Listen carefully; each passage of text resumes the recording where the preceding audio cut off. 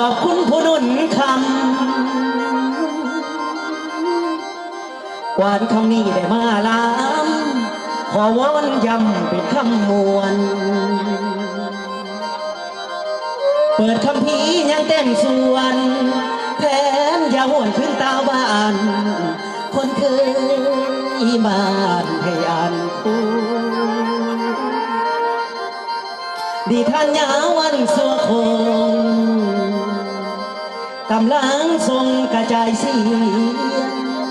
บทเรียบเรียงสำเนียงก่อนอย่าห่วงนอนในตอนนี้มีบทดีบทลายตลอดคืนนิ่งชายบทเลวลายขยายปองซุ้มลูกหลานมาสนองปูเก็บท้องให้สองบ้านผู้หวังจาง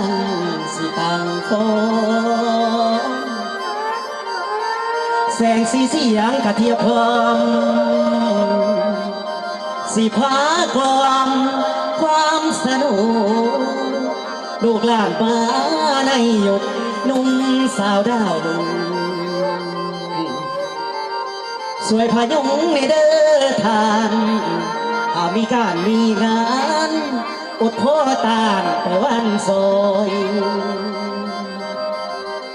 แฟนเอ้ยอย่าบ้าปล่อยลูกหลานปล่อยนอหลับใสขอเชิญใดผู้สู่ยา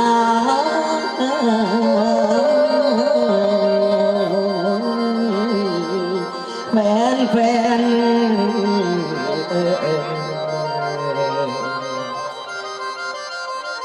สบายดีพี่น้องพอเลยเป็นเศร้าสะท้า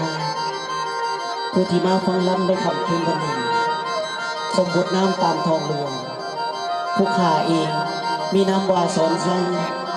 ซึ่งเป็นลูกของพอสมพานและเมสบายพรที่กล่าวนำไปเลยนั้นและผู้ข่าเองก็ยังมีน้องสาวผู้จงผู้งามเด็กพี่น้อง